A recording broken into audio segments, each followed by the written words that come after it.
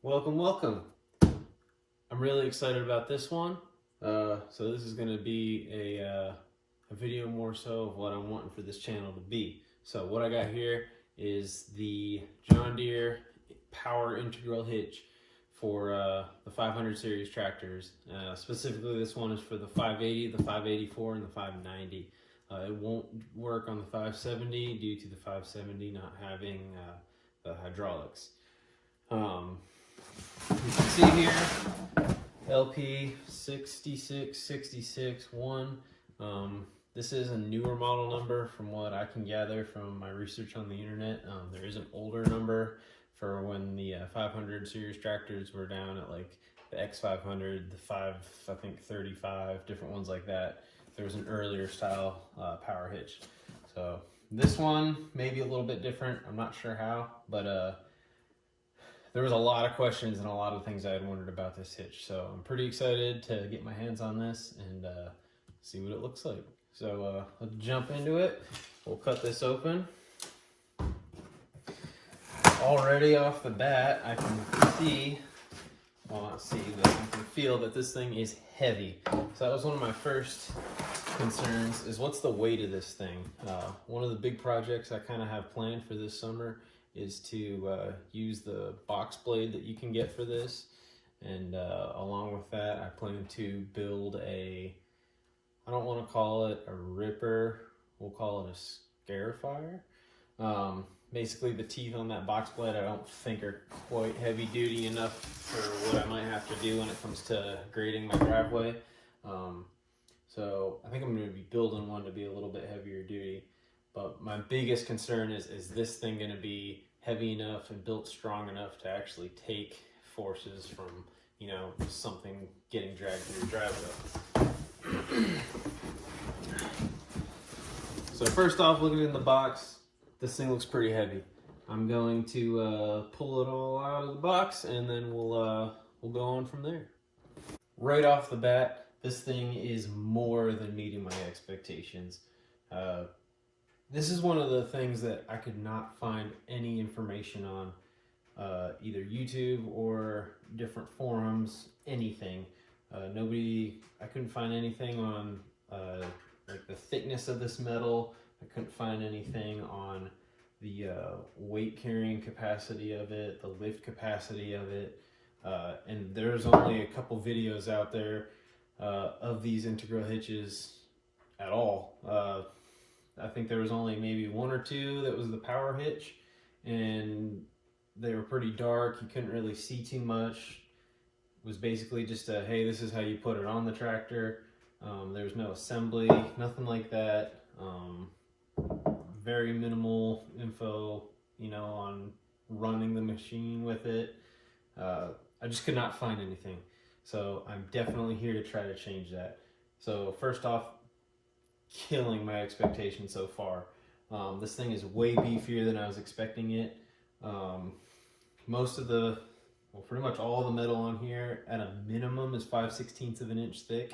So this piece, these two pieces, this piece, 5/16, and then you have 3/8 for this portion, which is where the implement will actually hook onto. This piece is 3/8. Over here, this is actually a 1/2 inch. So this is made out of some very thick metal. I was expecting, you know, 1/4 inch stuff about like that, thinking, okay, this is going to be super flimsy. But this thing is beefy. This part you can even see there's an extra piece welded across here to strengthen that up. Not 100% sure where this part goes. It looks like this is probably going to be where it attaches to the back part of the chassis, where you would hook up a tow behind implement. But I mean, yeah, we'll see. But yeah, we got a bag of hardware that's open apparently. Lots of heavy hardware. Comes with your pin, bushings, everything you need. And then this is one other thing. It does come with a manual. I was seeing some people talk about how they had gotten them and didn't come with any kind of manual or anything like that. I don't know how you would go about beginning to assemble this thing without having a manual. But I'm also hoping when I look through here, maybe there'll be some other information as far as what its actual lift capacity is. You know, can I lift 50 pounds? Can I lift 100 pounds with it? I just don't know. I don't know the hydraulic capacity of the 580. I would imagine it can at least lift 50. I was looking at a couple of the implements I got, and just the cultivator itself that Brindley offers for this says on the box 49 pounds. So I would imagine it could easily lift that, especially if you're able to put a cinder block on it too. It should be more than that easily. So yeah, from there I think we'll start trying to assemble this thing a little bit. I don't know if I'll quite get to putting it on the tractor right now. I don't know how long this is going to end up taking. If need be, I'll split it up, but let's jump in and get this thing assembled. I'm actually going to start this a little bit out of order. So when I begin to read the instruction sheet here, you're supposed to prepare the machine itself first, and that is installing the lift bars on the machine. So it involves taking the seat off, taking the deck off, taking off the fenders, tub, whatever you want to call it, and then installing that. It seems like it might be harder to do, but looking at the instructions real quick, I don't think that's going to be too complicated, or at least not as complicated as I thought it was going to be, removing all of that. But for now, I'm just going to assemble the hitch itself, and then I'll get onto that later. So assembly step 1 is position the hitch support inside the hitch sleeve and ensure and secure with 4 3/8 by 1 inch carriage bolts and lock nuts. So we got 4 of these carriage bolts, 4 of these lock nuts. These aren't the nylon kind. They're actually slightly oval shaped.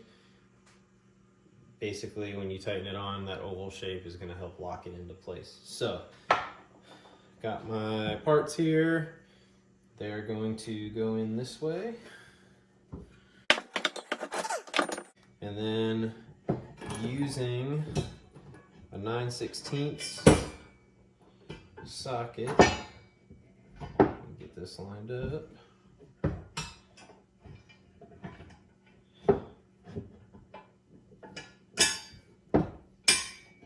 Using the 9/16 socket, we will tighten them down.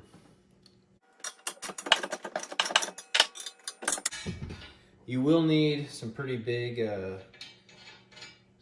sockets for this. I know these bigger bolts, this is a 15/16. So I know most smaller size automotive mechanics tool sets won't usually have those. You'll definitely have to have a pretty big 1/2 inch size toolkit in order to have all those sizes of sockets. I mean, if you're into doing stuff like this though, chances are you're probably gonna have sockets that size. I don't know actually that I have a wrench that size. Maybe my hitch ball wrench might have a 15/16, so I'm not sure. But I just have a big adjustable wrench that I'll use instead. Alright, so I'll just tighten these down.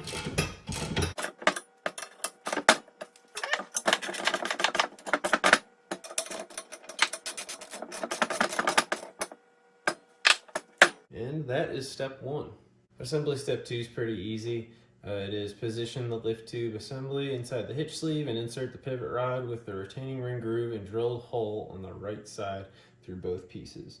So pretty easy. We just need this piece and this piece. So we need to keep that ring and hole on the right side of this. So going off the instructions, it's going to go in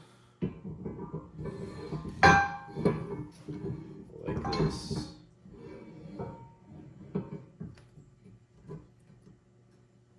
Pretty simple. Alright, so I'm going to do step 3 and step 4 together. They're both pretty quick and simple. 3 is center the drilled hole in the rod between the lift tube and right side of the hitch sleeve. Install a 1/4 by 1.5 inch bolt through the rod and secure with a nylon insert lock nut. So that hole, I don't know how well you can see, but is right there from that pin we just installed. So we're going to take the 1 nylon inserted nut and the bolt, put that in there, And these are 7/16.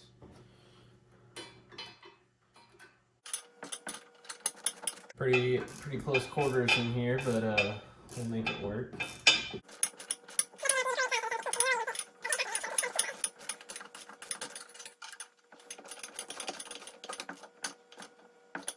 All right, that is in. And then step 4 is install a 1-inch bushing and retaining ring on the right end of the rod. So there's only one bushing in this kit that's going to fit on there. I'll put that on, and then this spring clip, just pop that on. Use a wrench, it's kind of hard. Push that on there, and it's locked in place. Solid. Next is step 5. Install a jam nut on each 5/8" stabilizer plate adjustment bolt and turn halfway down the length of the bolt. Install the bolts on the inside of the hitch, but do not tighten. So now we're working on the actual hitch assembly. You have these 2 bolts and then these 2 lock nuts. So we're going to thread these on halfway, like it said. I'm sure it doesn't matter if you go more than that. This is actually one of the things, though, that I was curious about that I could not find any information on. You see a lot of videos, like from Brindley. They show their different implements being used, and a couple of videos I've seen from people that do have usually the manual hitch, which is still the basic setup, only it doesn't have the bar for the hydraulics. It just has the manual handle on it. But basically you see an implement attached to this, and right here I have a plate for the scarifier I was talking about that I'll be building. If you slide this on here, it can turn back and forth, and I thought that was kind of goofy. I was wondering if there was a way you could stop that. I couldn't tell by any pictures or anything, but now that I actually have it and I'm building it, I can see now that it has these stabilizer bolts, so you can actually tighten these down, and then you won't have the implement in there bouncing back and forth. So that's actually pretty nice. I'm glad it has that. I'm glad I have this question answered. Just like that, step 5's done. Step 6, we're going to position the hitch on the outside of the hitch sleeve and secure with a 1/2 by 1 3/4 inch bolt, a 1/2 inch flat washer, a spacer, and a 1/2 inch lock nut on each side. I think I said earlier there was only one nylon nut set in this kit. I was wrong. These ones actually are nylon inserted to also. So this one you're going to need a 3/4 inch socket. Pretty big hardware here. So we're going to set that in position there. We're going to grab the bolt. The bolt is the only thing on the outside of this setup. From there, we're going to put on the washer.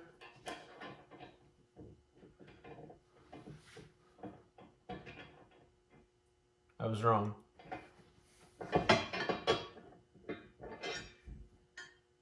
Washer goes between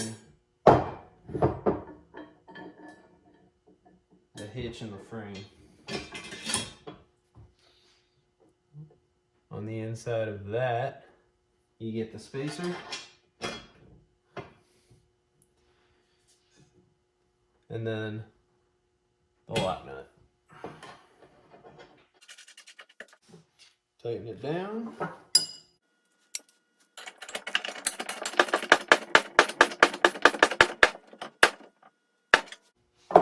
And this is designed with that spacer in there.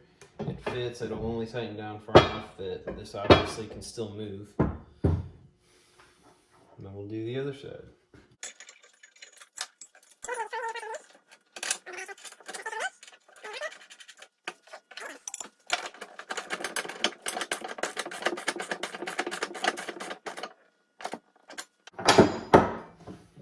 Now we have our hitch on. I'm going to do step 7 and 8 together, as they basically go together. I don't know why they broke it up. Maybe just to make it a little bit more user-friendly. Step 7 is insert a 1/2 inch by 1 3/4 inch bolt through the center top hole on one lift link. Place a spacer on the bolt and install in the center lift tube arm. Position the second lift link on the bolt and secure with a 1/2 inch nylon insert lock nut. 8 is install the second bolt, spacer, and lock nut to secure the opposite side of the lift links to the hitch.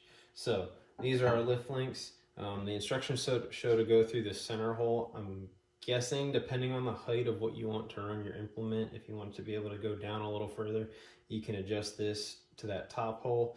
If you don't want it to go down quite so far, you can adjust to that bottommost hole, and that would just change how low this portion of the hitch would actually be allowed to drop. So we're going to put that through there, put that through there, our other link on here, and then the nut on the other side. We're just going to do that same thing.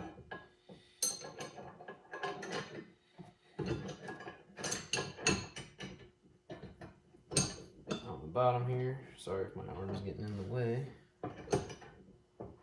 Alright, we're probably going to have to take out these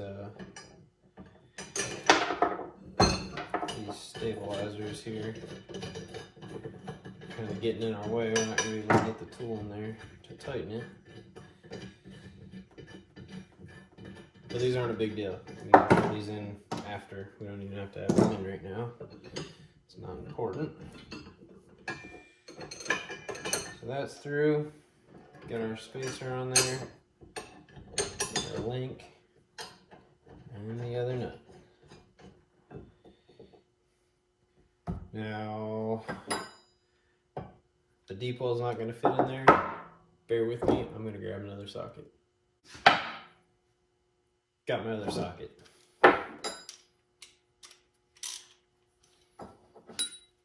Tighten them down.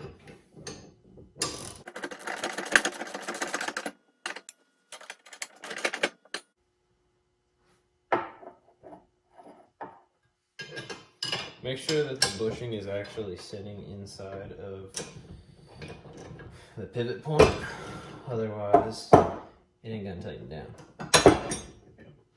You want it like that. This fits loose by design, just so there's no stress on it when you're raising and lowering it. I would imagine if you're worried about this moving back and forth, having this slop in it like this, if you didn't like that, you could probably go buy some washers that would fit that and clear up that extra space. Honestly, I'll probably end up doing that because I feel like if that's back there rattling around, it's going to drive me crazy. Once there's some weight on it, it probably won't matter. Doesn't seem like it will, especially you go hanging 50 pounds on there. But yeah, some washers would help that quite a bit. Last step of the assembly of the hitch, step 9, install a stabilizer plate on the hitch and secure with a hitch pin and spring locking pin. So this plate, I'll be curious to see how well this actually tightens the implement down along with those stabilizer bolts. I'm curious if that'll actually need to be used or not. We'll see in the future. Put our pin in.